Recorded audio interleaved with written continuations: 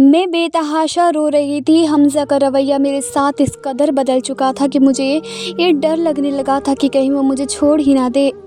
जितनी मोहब्बत मैंने हमज़ा से की थी, मैं तो उसके बगैर मर जाती, लेकिन वो मेरा शौहर होकर भी मुझे अपने करीब नहीं आने देता था। मुझसे यूँ दूर भागता जैसे मैं अछूत हूँ, और मैं उसकी कुर्बत चाहती थी। मुझे रातों को नींद नहीं आती थी। आज रात को भी ऐसा ही हुआ था। मैं हमज़ा के करीब जैसे ही आई तो जो कुछ हमज़ा ने मेरे साथ किया, मैं सोच भी नहीं सकती थी उसने मेरे साथ। आज रात बहुत तेज़ बारिश हो रही थी और मुझे शुरू से ही बारिश से बहुत खौफ आता था। बादलों की तेज़ गरज से मेरा दिल काँप जाता था। हमज़ा सामने सोफ़े पर सो रहा था और मुझे अकेले बेड पर नींद नहीं आ रही थी। उस पर सितम ये कि लाइट जा चुकी थी। सामने सहन में खुलने वाली खिड़की से आसमान पर चमकने वाली बिजली की रोशनी जब कमरे में आती तो मैं डर के मारे काँपने लगती। बारिश तो यूँ थी कि जैसे आज हर तरफ तूफ़ान बरपा कर देगी। तो खौफ के मारे मैंने बेड की चादर को दबोचना शुरू कर दिया। काश कि हमज़ा मेरे पास ही लेट जाता, मैं उसका हाथ थाम लेती तो शायद मेरा खौफ कम हो जाता, या वह मुझे अपने हिसार में लेकर मेरे खौफ को ही अपनी पनाह में लेकर ख़त्म कर देता।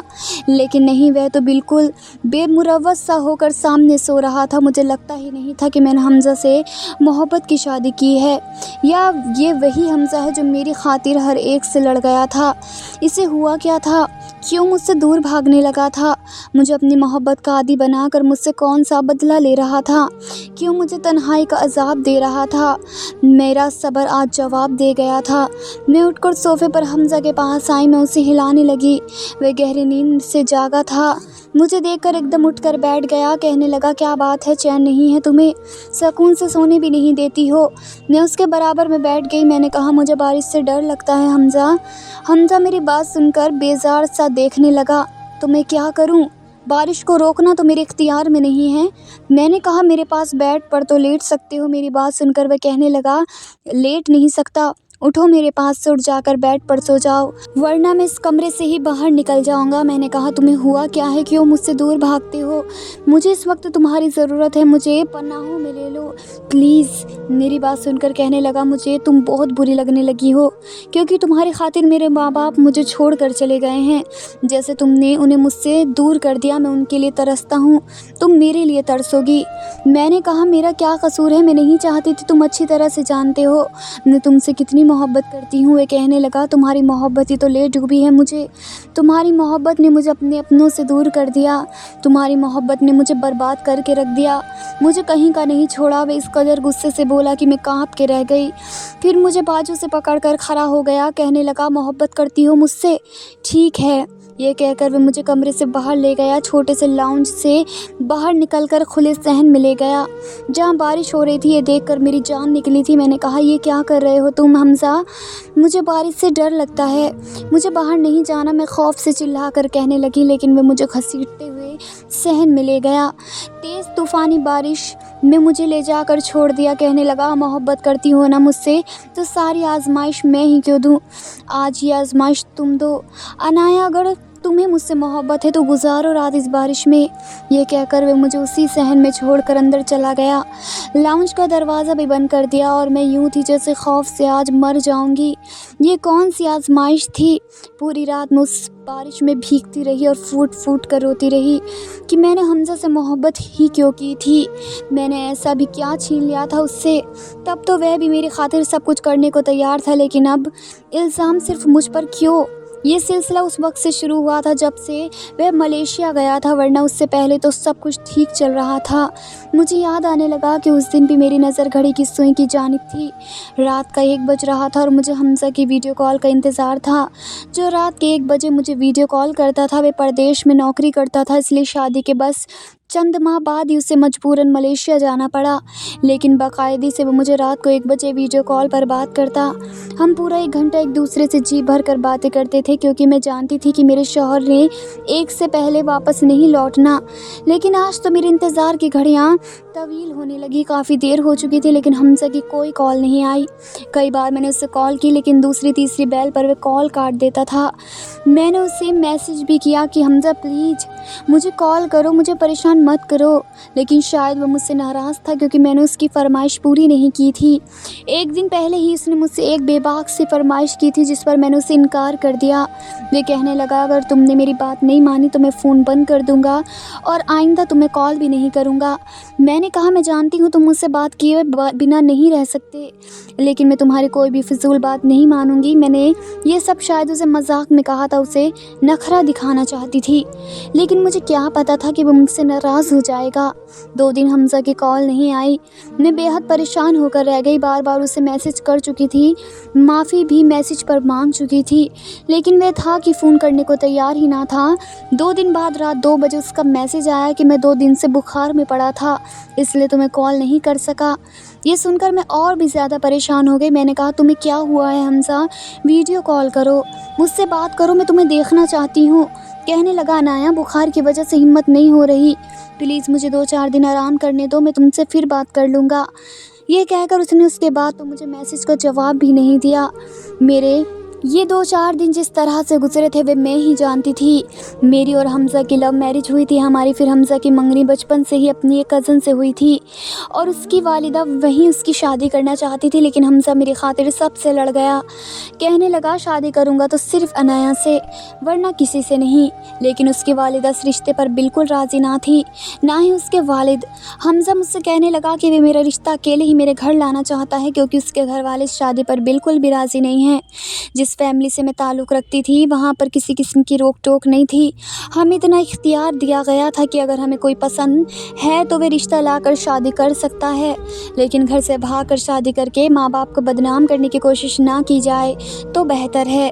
मैंने अपनी वालिदा को जब ये बताया कि हमज़ा के घर वाले इस बात पर राज़ी ही नहीं हैं, तो मेरी वालिदा ने मुझसे कहा कि जब उसके घर वाले इस बात पर राज़ी नहीं हैं तो फिर वे कैसे तुम्हें शादी के बाद वहाँ रख सकता है। मैंने कहा, मम्मा, हमज़ा अच्छी जॉब करता है, उसके पास अपना जाती फ्लैट भी है, वे मुझे अलग रखना चाहता है। कुछ तरदूद के बाद मेरी वालिदा इस रिश्ते के लिए मान गई।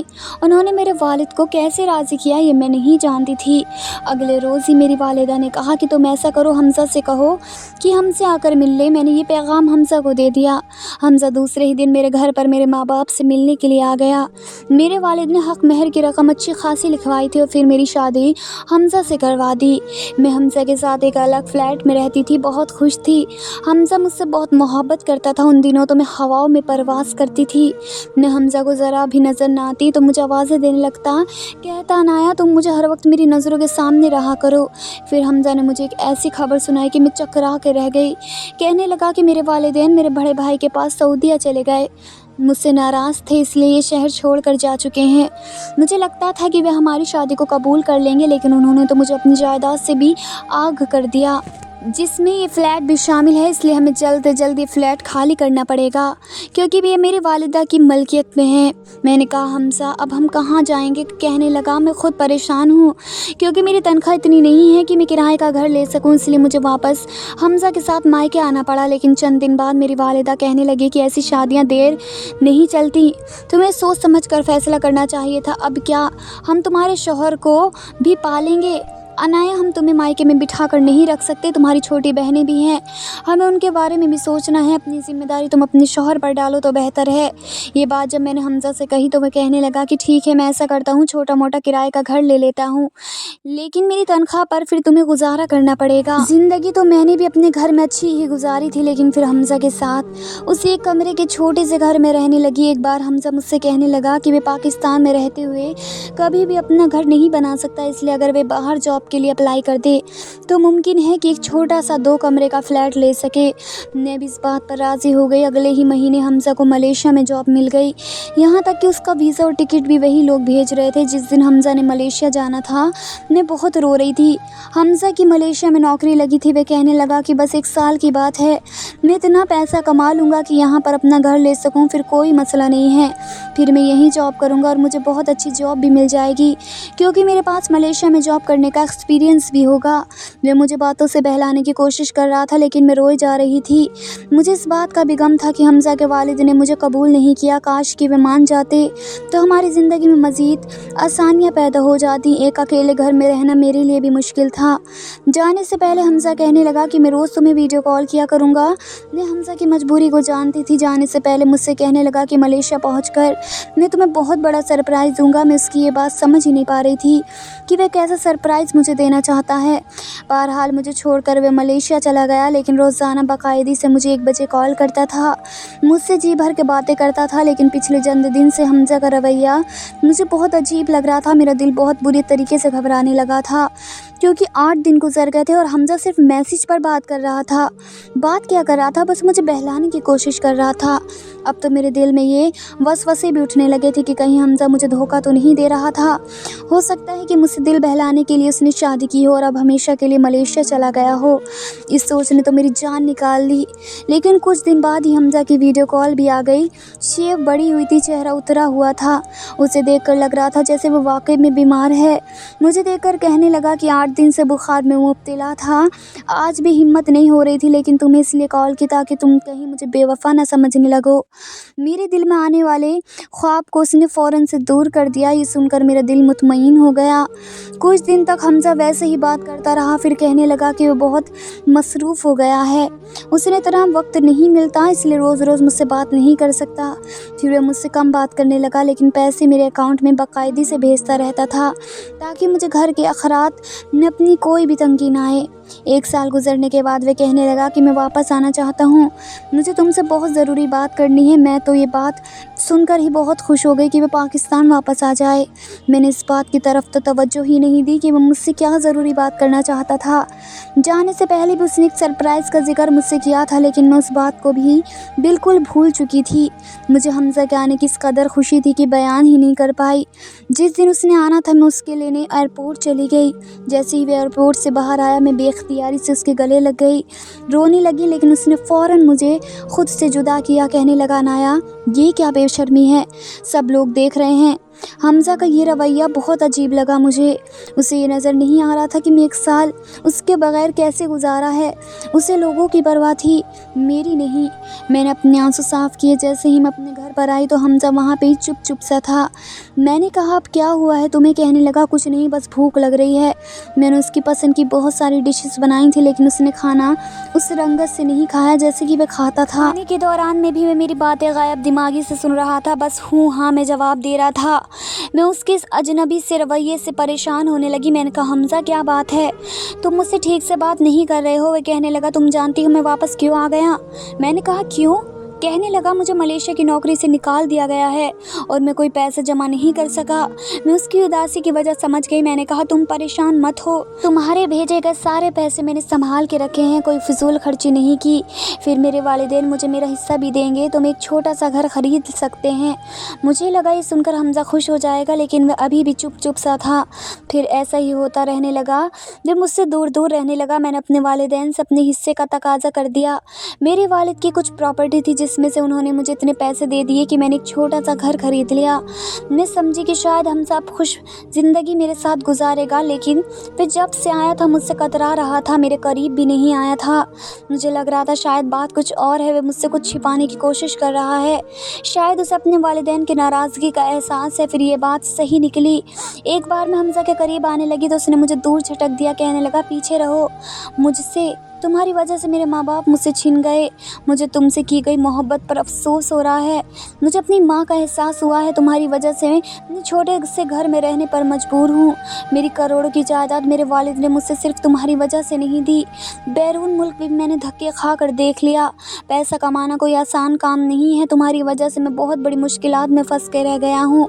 मुझे समझ नहीं आ रहा था कि वह मुझसे इस तरह की बात कर सकता है। इसमें मेरा तो कोई कसूर नहीं था। उसे चाहिए था कि अपने माँ बाप को राज़ी करता या फिर मुझसे दोस्ती की इब्तिदा ही ना करता। मैंने भी तो अपने माँ बाप को राज़ी किया था और निकाह करके अपने वालिदैन की मर्ज़ी से उसके घर पर रह रही थी। मैंने कहा ठीक है, तुम मुझसे सऊदीया ले जाओ, मैं तुम्हारे माँ बाप के पाँव में पड़ जाऊँगी, उनकी मिन्नत समाजत करके उन्हें राज़ी करने की कोशिश करूँगी, उन्हें मना भी लूँगी, लेकिन तुम मेरे साथ ऐसा रवैया इख्तियार न करो। मैं हमज़ा की बेरुखी बर्दाश्त ही नहीं कर सकती थी, क्योंकि मैंने उससे बेतहाशा मोहब्बत की थी। कहने लगा, जब तक मेरे माँ बाप मुझसे राज़ी नहीं हो जाते मैं तुमसे अपना रवैया नहीं बदल सकता। मैं बहुत ज़हनी इंतज़ार में मुब्तला हो चुका हूँ, खुदारा मुझसे पीछे रहा करो। उसके लहजे से मैं पूरी तरह से हर्ट हुई थी।